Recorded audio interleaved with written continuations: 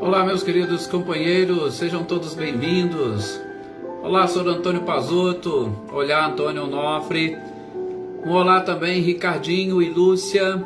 Filomena, boa noite. Boa noite também, Lídia, Adriana Dantas, Amanda. Sejam todos bem-vindos. Olá, Magda. Olá, Anitta, Clarindo, Paulo Henrique Bueno, boa noite para vocês. Olá, Marcileia, Luciano, Guilherme. Olá também, Valdete, seja bem-vinda. Leda, Lovato. É um prazer imenso tê-los aqui conosco em mais uma noite de leitura e estudo. Boa noite também para Eliana Costa, Renata Cristiane. Olá, Helena Coelho, Renata Gomes. Olá, Alex, boa noite. Aninha e Adriano, Cláudia Honor e Eliane. Jocana, boa noite. Silvano, boa noite, Silvano. Rosilda Martins, boa noite também. Olá, Rick, Emerson Martins.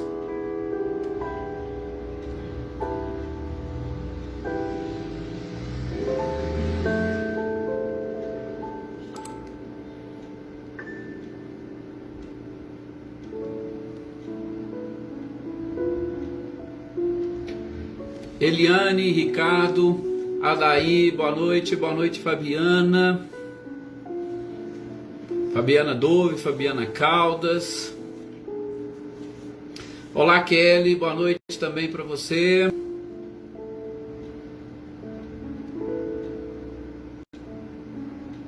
Seu Luiz Alberto, boa noite, muita paz para o senhor também, a gratidão com certeza é sempre nossa. Olá, Eveline e Roberta, sejam bem-vindas. Shirley, boa noite também.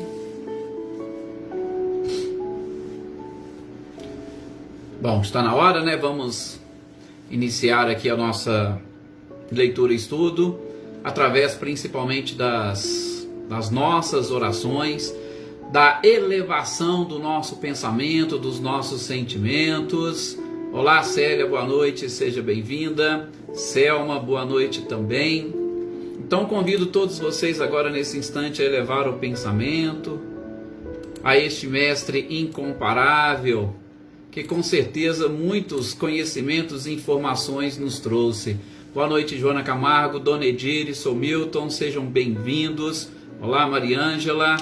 Então, convidando a todos agora nesse instante para elevar o seu pensamento e principalmente procurar identificar nos benefícios que a espiritualidade sempre nos concede a presença do Criador. Queridos companheiros, queridos irmãos desta família que se formou aqui através da página do Facebook da Aliança Municipal Espírita de São Sebastião do Paraíso. Muitas das vezes nós precisamos aprender a enxergar, sobretudo nas nossas maiores dificuldades, a presença do Criador. E com certeza, se Ele se faz presente, é porque Ele deseja que cada um de nós o reconheçamos e principalmente nos esforcemos para nos aproximarmos, sobretudo sob o seu amparo, sob a sua proteção, acompanhados dessa espiritualidade e de Jesus, caminho, verdade e vida. O objetivo da nossa existência não é outro que não buscarmos o Criador, e nós devemos aprender com o próprio Cristo e com toda essa espiritualidade maravilhosa, enxergá-lo principalmente em todos os momentos, mas de modo muito especial nos momentos mais delicados, porque somente assim nós aumentaremos a nossa fé. Muita paz a todos vocês que nos acompanham Muita paz a todos vocês que estão aqui nesse instante presente conosco. Muita paz àqueles que em outra oportunidade, em outro momento, também estará em sintonia com essa equipe maravilhosa da espiritualidade. Muita paz desejamos aos seus familiares, desejamos ao seu próprio lar. E é claro, acima de tudo, para aqueles espíritos encarnados ou desencarnados, que se dizem ou se reconhecem ainda como inimigos de qualquer um de nós, desejamos a eles a paz, a mesma paz que Jesus nos ofertou. Que assim seja. Mais uma vez aqui estamos, como sempre, com alegria. Boa noite, José Ricardo, boa noite, Luísa Nalim, boa noite, Wagner, Marinha, Joyce Kelly, boa noite. A Joyce entrou até mais cedo, só que agora que eu consegui identificar a Joyce, Michele e Gabriel, sejam bem-vindos. Muito obrigado, Joana, que ele inspire a todos nós, sobretudo para que nós possamos captar essas energias e essas vibrações. Boa noite, Paulo Iter. Porque é sempre interessante, eu gosto de dizer, que nós também precisamos, quando nós estamos ouvindo, nós precisamos desta energia e dessa vibração capaz de modificar o ambiente onde nós estamos, a fim de que nós consigamos assimilar os conhecimentos e informações. Gente, vocês podem prestar atenção, é muito interessante. Em determinados lugares, quando nós estamos concentrados, quando nós estamos bem, a gente consegue perceber melhor as coisas. Parece que fica tudo muito mais claro para nós. Ao passo que, se nós estivermos distraídos, até mesmo as coisas mais simples, nós não conseguiremos perceber. Vai passar com certeza batido. E passando batido, a gente vai perder uma oportunidade fantástica. Boa noite, Vânia Assunção, seja bem-vinda. Boa noite, Leopoldina. Então, quando a gente fala aqui nas nossas orações que todos nós, viu, Joana, precisamos estar inspirados, é exatamente por quê? Porque muitos de nós já tivemos contato com esses ensinamentos, com essas informações. Quantos de nós, ou quantas vezes nós já não lemos esses trechos do Evangelho segundo o Espiritismo, sobretudo este capítulo 5º, e o título de hoje, O Mal e o Remédio, com certeza é um título até simples de ler e interpretar, mas a forma de nós realmente aprofundarmos na visão destas informações vai depender muito desta sintonia que nós estivermos sentindo com toda essa espiritualidade. Então, é isso que nós desejamos no início de todos os nossos estudos, é que todos estejam nessa sintonia, que todos estejam ligados e principalmente que estejam de mente e coração abertos para captar a profundidade destas informações, informações essas capazes de nos auxiliar nesse processo de busca pelo nosso crescimento e pela nossa própria evolução. Boa noite, Elaine Lavê, seja bem-vinda. Então, o mal e o remédio. Primeiramente, eu gostaria de falar com vocês que esse título, essa leitura, foi exatamente ditada pelo espírito de Santo Agostinho. E quem foi Santo Agostinho? Bom, Santo Agostinho é um espírito que, sobretudo, pela própria forma como nós o denominamos Santo Agostinho, é considerado um santo pela Igreja Católica. Boa noite, Maria Aparecida. Boa noite, Elaine Oliveira. Considerado um santo por quê? Porque, segundo as normas e rituais da própria Igreja, ele foi canonizado. Ponto. Não vamos entrar neste mérito, não vamos entrar neste detalhe da santificação de Agostinho, não. Mas é só para vocês saberem que nós tivemos uma boa parte da nossa história, sobretudo da história do Ocidente, dominada pela própria Igreja. Então, gente, principalmente no Evangelho segundo o Espiritismo, nós vamos ver diversas, inúmeras leituras que foram exatamente ditadas, textos ditados por espíritos que estavam vinculados à Igreja Católica. Então nós vamos ver Santo Agostinho, nós vamos ver São Vicente de Paula. Nós vamos ver no próximo artigo, por exemplo, no próximo texto, A Felicidade Não É Deste Mundo, um cardeal Morló. Então assim, nós vamos ver muitas pessoas ligadas. Nós temos aí o bispo de Fénelon, nós temos várias entidades ligadas à igreja, tá? Então, só para vocês terem essa ideia, e isso é por quê? Porque a igreja dominou sobretudo o pensamento religioso até aquele momento. Até o período da Reforma Protestante era exclusivamente a igreja católica. Depois que surgiu a Reforma, nós fomos tendo outros pensamentos, mas até então esse domínio e o predomínio da igreja foi enorme, inclusive sobre a própria administração que os estados, que os países exerciam sobre os seus cidadãos. A influência da igreja sempre foi enorme. Maria Senhora, seja bem-vinda, Joana Carneiro também. Então, só para trazer esse detalhe para vocês. Então a gente vai falar muito de espíritos que vinculados ou durante a sua encarnação estavam vinculados à própria igreja. Boa noite, Cecília, Reinaldo, sejam bem-vindos.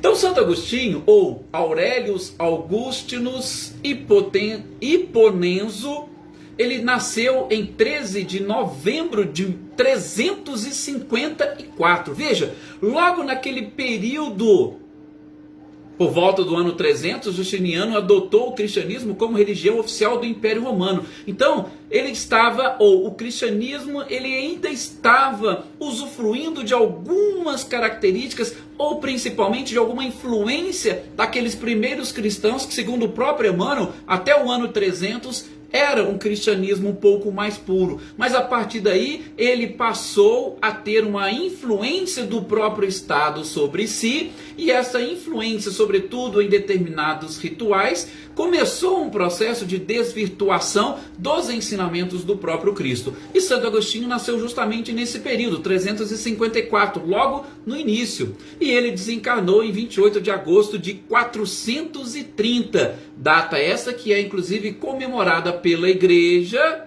que o celebra na data do seu passamento. Santo Agostinho, ele é filho de Mônica de Hippon, ou para muitos e sobretudo para a própria igreja, Santa Mônica. E a Mônica, ou a Santa Mônica, ela exerceu uma grande influência na conversão do filho. Não foi só do filho, do marido, de muitas outras pessoas ligadas a ela naquela existência. Agostinho, apesar de sua formação cristã, ele, aos 17 anos de idade, ele passou a seguir a doutrina maniqueísta. Gente, tudo isso nós podemos tirar das obras de Santo Agostinho, das obras de Santo Agostinho, sobretudo o livro Confissões, que é uma das suas obras mais sérias. Santo Agostinho escreveu muitos sermões, sobretudo depois da sua própria conversão. Então, aos 17 anos de idade, ele estava seguindo essa doutrina maniqueísta. E o que diz essa doutrina maniqueísta? É aquela que enxerga o mundo apenas como duas forças, o bem e o mal, duas forças opostas. Ele só enxergava isso, o bem e o mal, nada além disso. E depois ele começou a seguir também a doutrina hedonista. E essa doutrina hedonista é aquela que tem como filosofia principal obter o prazer como fim absoluto da vida. A sua vida é apenas e tão somente para lhe trazer prazer. Só isso. Então, ele seguia essas duas doutrinas. Só que, durante mais ou menos cerca de uns 30 anos da sua vida, ele ficou nessas doutrinas buscando ou tentando encontrar Deus. Mas, pela perseverança da sua mãe, que segundo consta na história, durante 21 anos ela insistiu e perseverou, ela conseguiu depois, no ano de 386, converter o seu filho ao cristianismo. E é tão interessante esse carinho, né, que Agostinho tinha pela sua genitora, que ele chega a dizer que ele foi gerado 2 vezes pela sua mãe. Ele teve uma gestação biológica, natural, como a maioria das pessoas, como todos nós temos, né? E ele teve também uma gestação, só que essa foi um pouco mais longa, espiritual, que culminou exatamente com a sua conversão ao cristianismo. Então veja que é uma pessoa, foi um espírito que passou por boa parte da sua vida, na sua história, por tudo aquilo que nós também enfrentamos hoje em dia. Então, eu gosto só de trazer de vez em quando esses textos, essas informações, para nós começarmos a fazer o link com o texto que ele próprio escreveu. Por quê? Porque tem muito ou quase tudo a ver com a mensagem que ele deseja nos passar. Também algumas informações interessantes e relevantes, porque ele foi considerado um dos doutores da igreja. Por quê? Pela sua capacidade, pela sua inteligência, pela sua perspicácia e principalmente porque ele conseguiu trazer muitos ensinamentos ou ideias de Sócrates e Platão e, segundo alguns, podemos até dizer entre aspas, ele cristianizou essas ideias de Sócrates e Platão.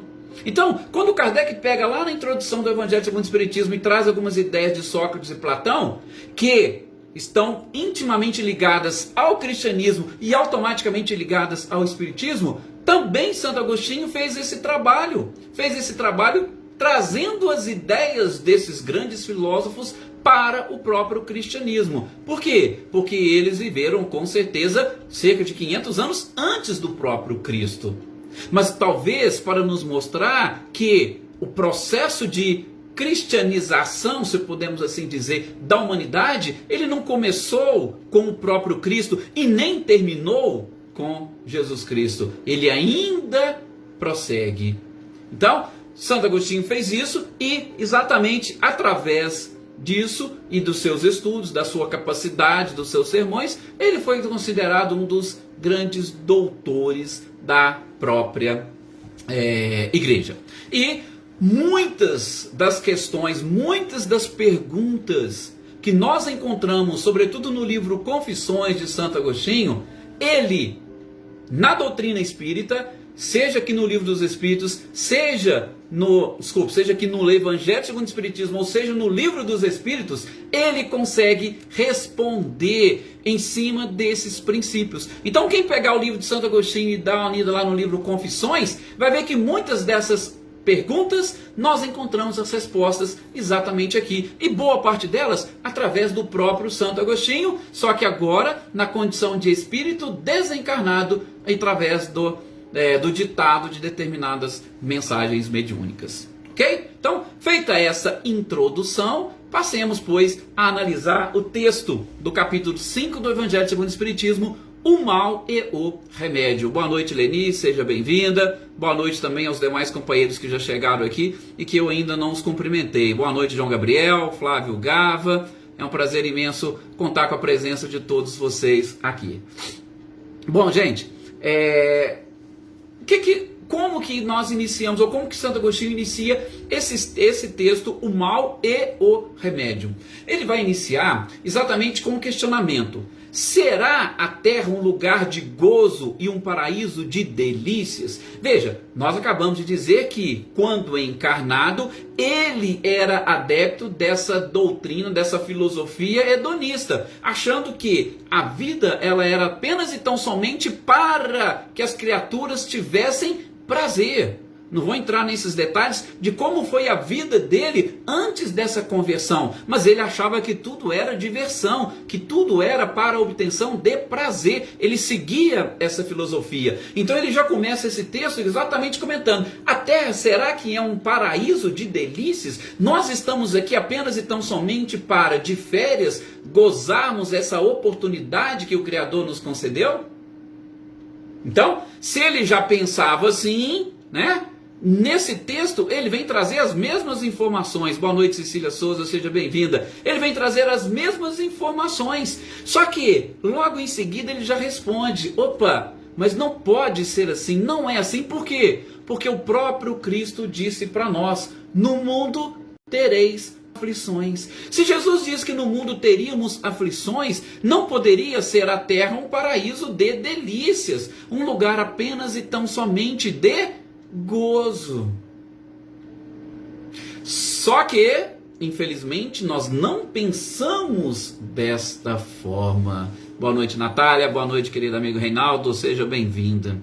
Infelizmente, nós que deveríamos agradecer a Deus, com base naquilo que o próprio Cristo nos disse, que é o título do capítulo: bem-aventurados, felizes aqueles que passam pelas aflições. Então, nós deveríamos bendizer a Deus por isso, mas nós não vivemos assim. Por quê? Porque provavelmente ainda estamos sendo seduzidos pela doutrina hedonista. Talvez nem muitos conseguem entender, e muitos ainda pensam de uma forma totalmente maniqueísta, né? Nós temos duas forças, o bem e o mal, mas eu não quero nem saber. Eu sei que existem essas duas forças. Para onde que eu vou pender?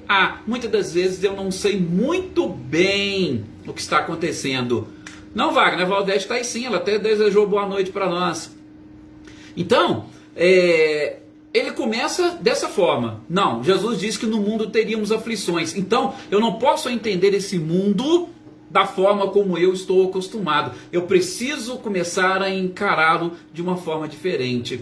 Tanto assim, não é, gente, que nós estamos tão acostumados a apenas e tão somente reconhecer. Veja, aquela abertura que nós fizemos. Boa noite, Fabiano, seja bem-vindo. Aquela abertura que nós fizemos de começar a enxergar o Criador, começar a enxergar Deus em todas as oportunidades, principalmente nos momentos mais difíceis, realmente interessante e chama atenção, porque a maioria das pessoas estão acostumadas a encontrar Deus apenas e tão somente quando são curados das suas dores e dos seus sofrimentos.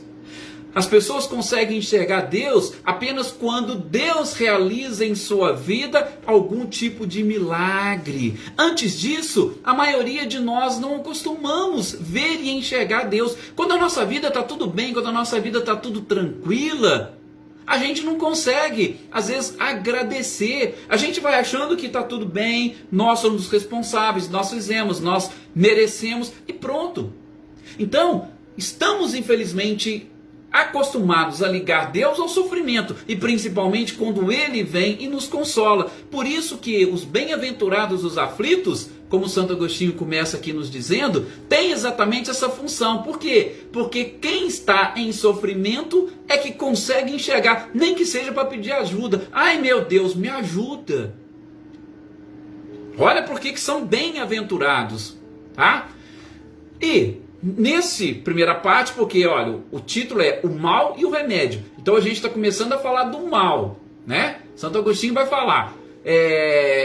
E lembra, né, para nós, da figura do Antigo Testamento, e uma figura, infelizmente ainda não, né, uma figura polêmica, porque nós não sabemos se trata-se de uma parábola ou se realmente aconteceu isso. Não estamos aqui para questionar textos bíblicos. O que importa é a lição e a mensagem que esse texto nos traz. E Santo Agostinho vai nos lembrar da figura de Jó. Gente, quem foi Jó? Jó foi um personagem ali do Antigo Testamento que, em todos os momentos em que ele foi testado, em todas as frentes, seja no poder, seja na riqueza, no abandono da família, ou na família do seu lado, na saúde, ele sempre se manteve temente e fiel a Deus. É uma figura do Antigo Testamento que todos nós deveríamos aprender e seguir os seus próprios exemplos, mas a gente sabe que é difícil. Aliás, eu tenho certeza que muitos de nós, quando vamos ouvir, tá? Por isso que, de novo, na abertura, quando a gente fala que a gente tem que estar preparado para ouvir, é exatamente por quê? Porque a gente percebe pessoas assim. Nós sentimos em algumas pessoas isso. Porque você falar para quem está sofrendo, você falar para quem está em aflição, você falar para quem acabou de perder, por exemplo, um ente querido, não é algo tão simples e fácil. Porque a primeira coisa que vem na mente da pessoa, ele não sabe o que eu estou passando, ele não faz ideia do que eu estou sentindo, ele sequer imagina o quanto eu estou sofrendo. Gente, o sofrimento é algo muito pessoal e íntimo. E a dor que cada um experimenta, ou o sofrimento que cada um experimenta, ele é totalmente individualizado ou particularizado. Não tem como. Duas pessoas podem perder ao mesmo tempo, no mesmo dia, o seu genitor. Cada um vai sentir e sofrer aquilo de uma forma diferente. Então, realmente não tem como o outro saber o que está passando dentro de você e como você está sentindo. Então, falar de determinadas coisas até se torna fácil. Por isso que a gente tem que estar preparado para ouvir. Por quê? Porque quando eu ouço, eu vou trazer aquilo para a minha própria realidade e vou tentar encarar aquilo da melhor forma possível, para que aí sim eu consiga encontrar esta verdadeira consolação. Por isso, Santo Agostinho, já terminando essa primeira parte do seu texto sobre o mal, ele diz o seguinte: nós temos que aprender a buscar consolações no futuro, no porvir. Nós não devemos buscar consolações para agora, para o presente. E ao mesmo tempo ele diz que a gente deve aprender a procurar a causa das aflições no passado. Olha como que Santo Agostinho coloca. Eu tenho que aprender a buscar consolação no futuro. E eu tenho também que procurar a causa das aflições no meu próprio passado. Então, eu começar a excluir, sobretudo dos meus pensamentos, aquela ideia de que o outro é responsável pelo meu sofrimento e querer agora resolver o meu problema ou me... Não. Eu tenho que aprender que eu sou um espírito imortal. E quando eu passo a desenvolver essa ideia, eu vou encontrar, porque a consolação que principalmente nós estamos buscando é uma felicidade futura. E essa felicidade só vai vir quando nós estivermos de pleno entendimento ou uma compreensão perfeita das leis que regem o universo. E é claro, quando eu eliminar todos os vícios que, com certeza, são as causas da minha dor e do meu sofrimento. E automaticamente, quando eu identifico nas minhas aflições a minha própria culpa, eu vou automaticamente também me reformar. Então, Santo Agostinho diz que o mal está relacionado exclusivamente com isso. E, para nós não nos esquecermos, e a gente vai aprender isso em outras lições, principalmente no Livro dos Espíritos, nessa parte que nós estamos iniciando da vida espírita. Quando nós programamos a nossa encarnação, todos nós, com raríssimas exceções daquelas reencarnações compulsórias, que eu vou explicar mais para frente para vocês o que significa. Tirando os casos de reencarnações compulsórias, onde o espírito não trabalha ou ele não tem consciência do que ele precisa e na preparação da sua encarnação, todos nós, a grande parcela da humanidade, escolheu quais as provas gostaria e necessitaria passar, exatamente para se fortalecer e encontrar no porvir, e em especial quando retornar, essas consolações. Principalmente por quê? Porque a consolação só chega para nós quando nós quitamos as nossas dívidas, quando nós eliminamos os nossos débitos. Gente, quando vocês recebem em casa uma conta, quando que vocês ficam felizes? Mesmo que você recebeu a conta, você tem o dinheiro para pagar, você fica até tranquilo, mas você só vai ficar aliviado depois que você efetuar o pagamento. Só depois que você efetuar o pagamento é que você vai ficar feliz e satisfeito. Opa, eu não devo mais isso. Por quê? Porque eu já paguei. Mesmo se você tiver dinheiro para pagar, enquanto você não paga, você não fica tranquilo. Agora, se você chega à conta, você nem tem dinheiro para pagar, com certeza a sua aflição só vai aumentar. Por isso que a gente tem que desenvolver isso de pesquisar, né, como diz o Wagner aqui, pesquisar e procurar encontrar formas de nós quitarmos os nossos débitos. E quando nós nos preparamos para reencarnar, dentro das nossas escolhas, né, como Paulo muito bem colocou, nós inclusive assinamos, tivemos o aval de determinados seres que falaram não pode ir.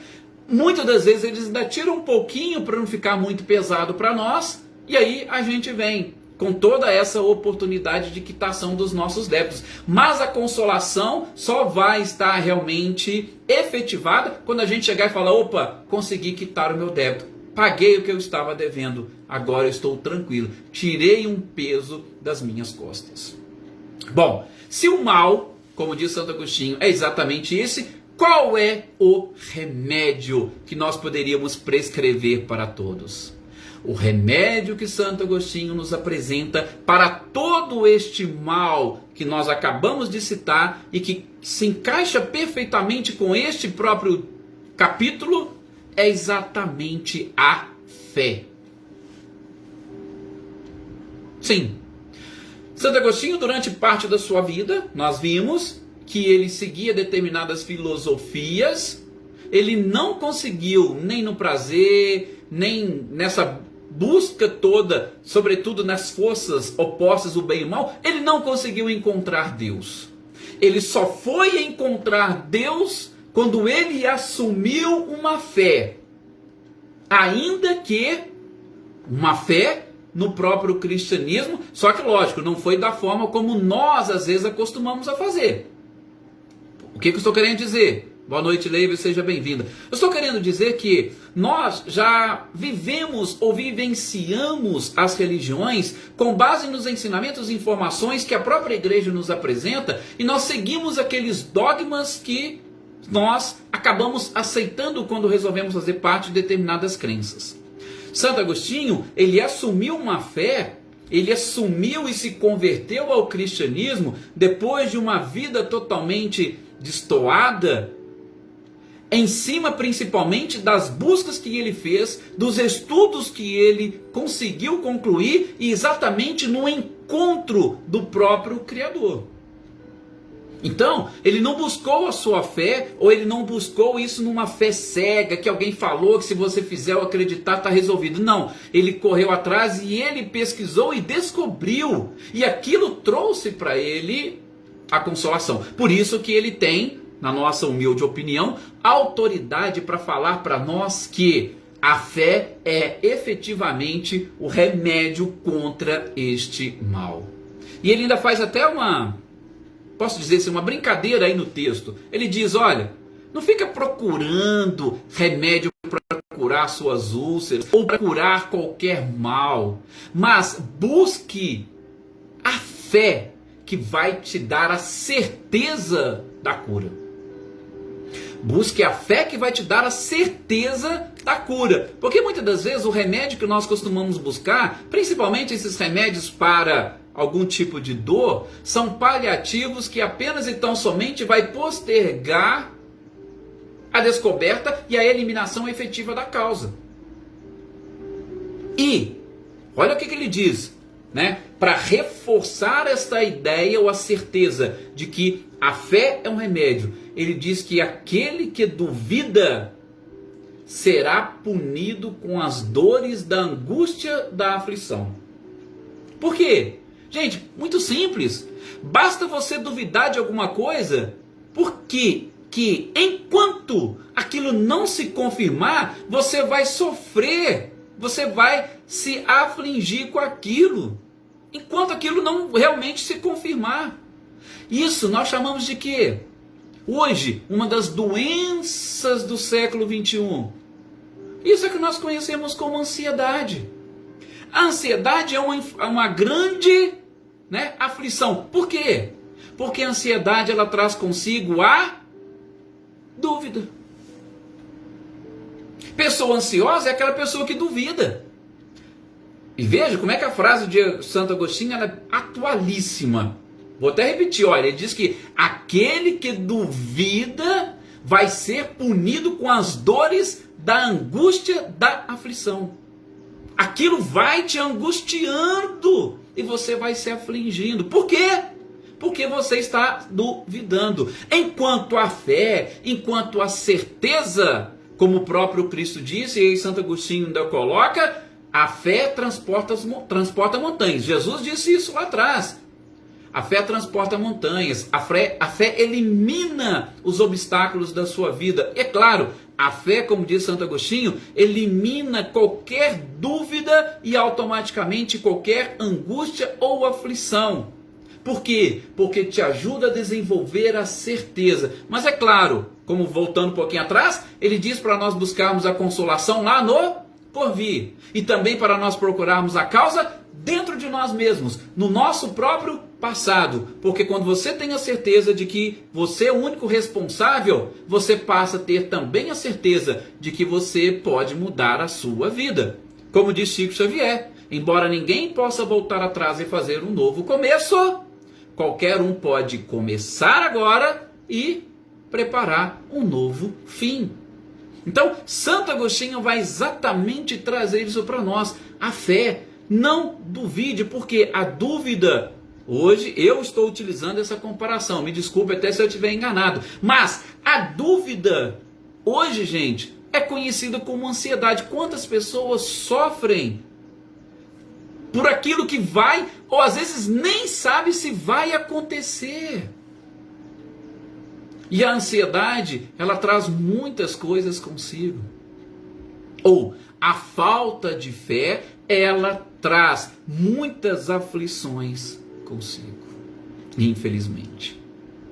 E vai fechar esse texto, Santo Agostinho, lembrando do que o próprio Cristo disse, que a fé transporta montanhas. Mas ele diz mais, que aquele que sofre e tem fé, ele recebe o amparo. Exatamente isso, Valdete, que você colocou. A fé nos sustenta. Santo Agostinho fala que a fé, quem tem fé, quem sofre com fé, ela traz consigo um amparo. E quando você sente este amparo, quando essa fé te sustenta, você afasta o sofrimento. Ou pelo menos nós podemos dizer, você diminui o sofrimento. Por quê? Porque você passa a enxergar a dor como uma nota da eternidade. Palavras do próprio Santo Agostinho. E ele diz mais, enquanto a pessoa que sofre com fé, enquanto o seu corpo sofre convulsões, a sua alma vai planar nas regiões celestes. Quando você sofre com fé. Por quê? Porque você busca a fé no porvir. Então, veja a coerência do texto de Santo Agostinho. Até a Cecília ainda coloca aqui, porque os padres têm depressão. Bom, é até uma questão, né, Cecília, muito complicada e delicada. Por quê? Porque essa depressão é algo que vem lá de dentro. Nós podemos com muita tranquilidade dizer, nas palavras de Joana de Ângeles, depressão é uma doença da alma. E essa doença da alma é algo também muito particularizado. Talvez a própria questão de uma fé raciocinada pode nos auxiliar. Então, fé, se eu ligar apenas e tão somente a fé com as questões, uma crença ou uma determinada religião, eu posso realmente vir a cair naquilo que Santo Agostinho falou.